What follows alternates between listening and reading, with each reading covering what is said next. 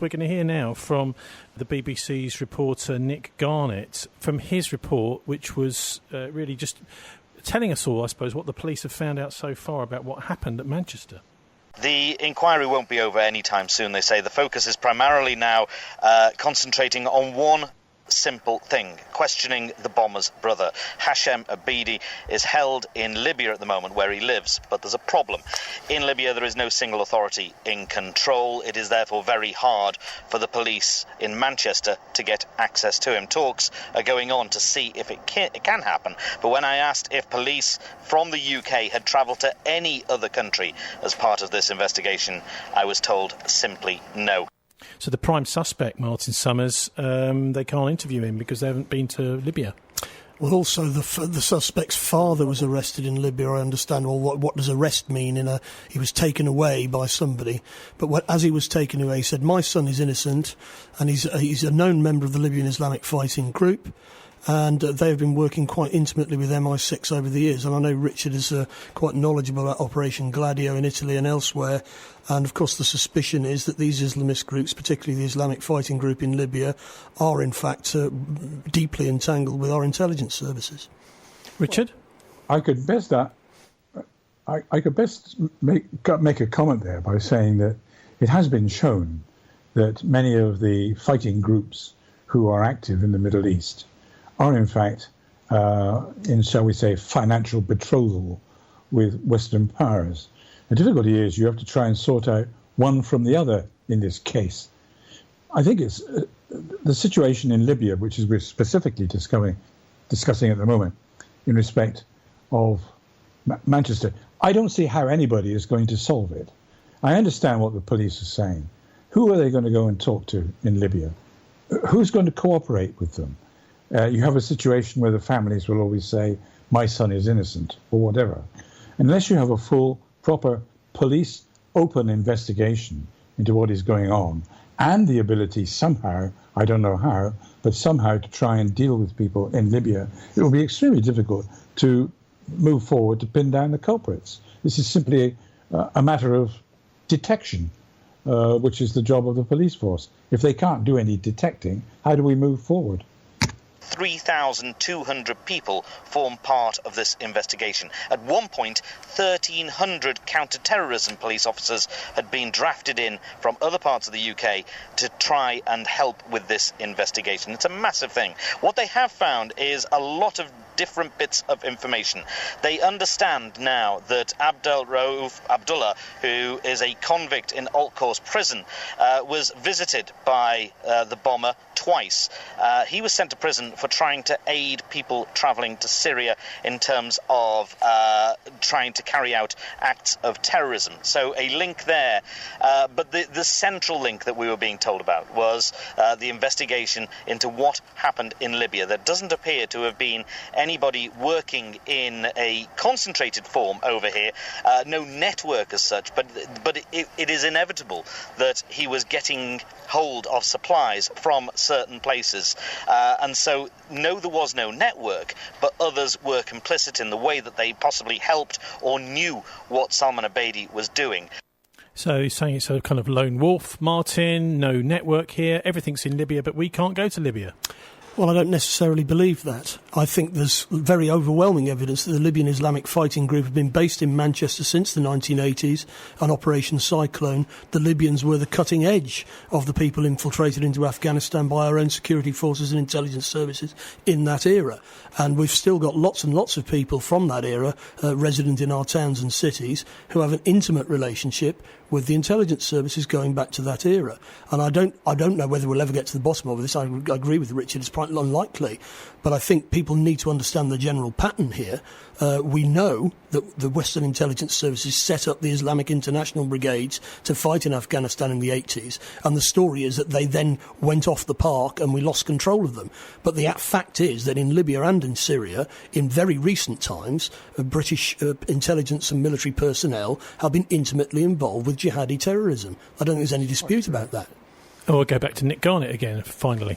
The bomb was homemade. It wasn't military. There were photographs that were leaked in the days after the attack that showed what looked like very, very militaristic types of hardware, the detonator button that was published in a newspaper in America. The police here say that it simply wasn't. It was a homemade bomb. It was in a tin with shrapnel around it. The shrapnel was nuts that he'd bought from a local shop. But the devastation was huge. The pot mark on the floor that had been gouged out of the concrete was absolutely massive.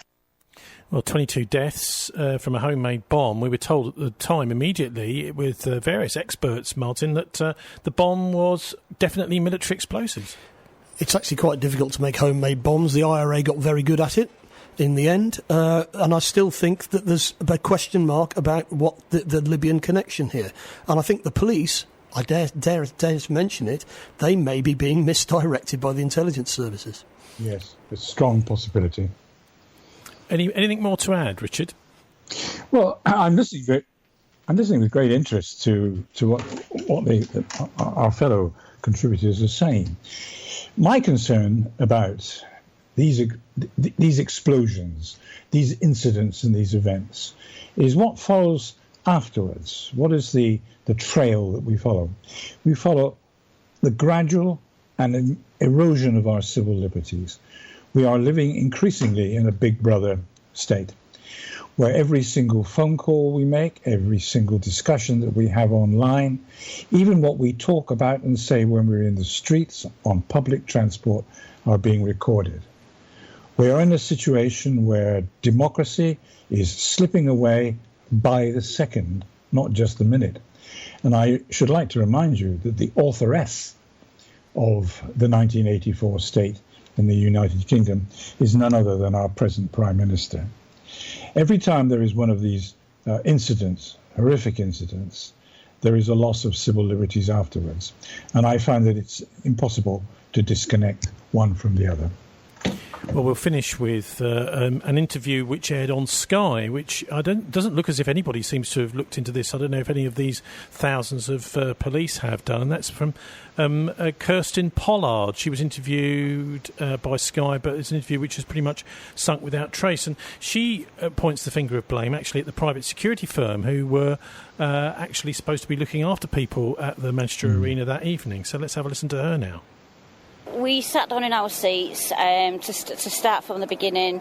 We had somebody sat next to us and looked very suspicious. She was fidgeting all the time with a bag on the floor across her. She was by herself. What was she doing?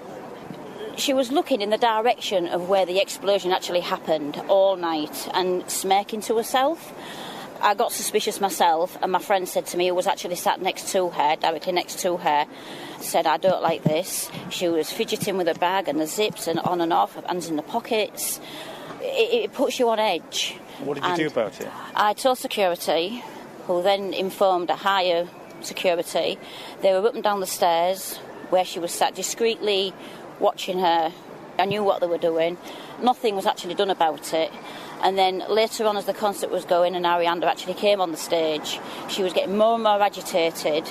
The bag was then on the floor, and I actually sat next to her, and I actually nudged her arm intentionally so I could actually speak to her. I said, oh, sorry about that. Oh, are you by yourself? And she said, yes, and she spoke to me, but I didn't understand her. You were worried enough to talk to security. Yes, They listened to you, although you say that they didn't really do anything. I don't think security did listen to me. Then what happened? Because then my daughter got very upset about things, Holly, and she went to security, and they basically told her, how would you like it if someone accused you of this? We'll look into it. And nothing was done about it. And then, of course, the concert went on. This lady was more agitated. 1 to 2 minutes before the concert finished, this lady disappeared. And then, of course, the explosion went off in the other end of the stadium. And what can you remember of that? What did you see? It was just a huge boom. I never saw no smoke, no flashes or anything. They were trying to blame the balloons, because there were some large helium balloons, but the boom was too big. It was too big. It couldn't have been a speaker because the music had finished. Arianda. She'd gone off the stage, so then everyone started screaming and just charged to the nearest exit. Up the stairs, it was a stampede. It was absolutely horrendous. People were pushing me. We was just running, and unfortunately our hotel is just 5 minutes away, so we ran and got into the hotel. But it was just absolutely horrendous, and the security was awful. I'm sorry to say that the security did nothing about it, and there should have been more security. And we walked through the doors when we had our tickets, and they scan your tickets, and we wasn't even checked. They never checked bags at all. I never saw them check anybody's bags. Richard, finally, I know you've written a book on terrorism, and there's somebody there with an interesting eyewitness report that doesn't seem to have been investigated at all by the police. It does seem that way. I listened to it with great interest. It was a very detailed report by a lady who obviously has the gifts of watching things closely. The only thing I would say is that in the subsequent if you look at things after explosions like this, lots of people have lots of similar experiences of seeing people who were doing something serious. But I think the main point is something suspicious, rather than serious. How did this material, shall we say, how did they get it into the stadium in the first place? There was supposed to be massive security. We've had lots and lots of these scares, and worse. And yet it seemed so easy for whoever they were, the bombers, to get into the building and then cause the carnage that they did. But there has been a history of looking this. The other way, you've written a book. You've written a book about this. Tell us about your book. Well, my book examines the causes of terrorism, and it apportions terrorism to genuine terrorism. It was a terrible phrase to use.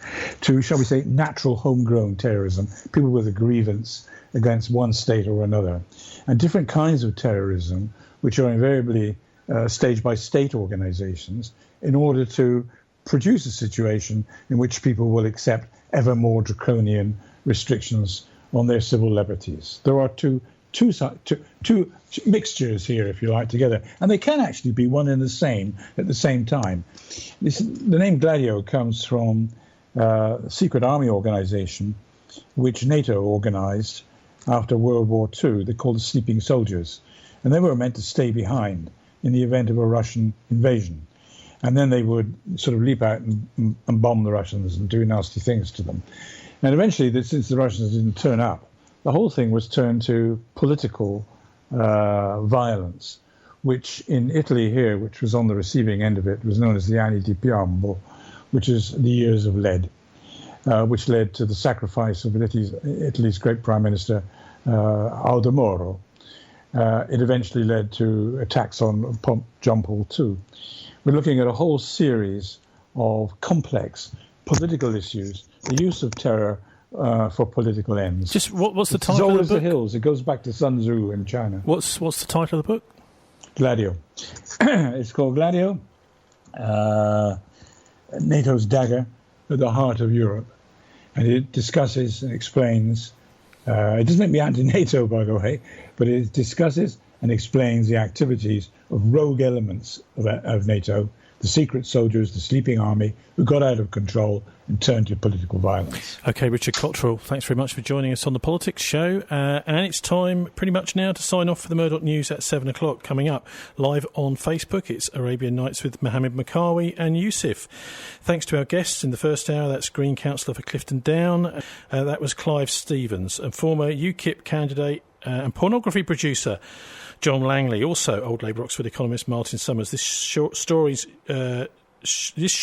story links and comment page is one word thisweek.org.uk. You'll find me on Twitter at Tony Gosling. Here's wishing you a relaxing and enjoyable BCFM weekend. I'll leave you with music from 1986 with Alpha Blondie. Do please join us for the Politics Show at the same time next week. God bless, and don't let the banksters get you down.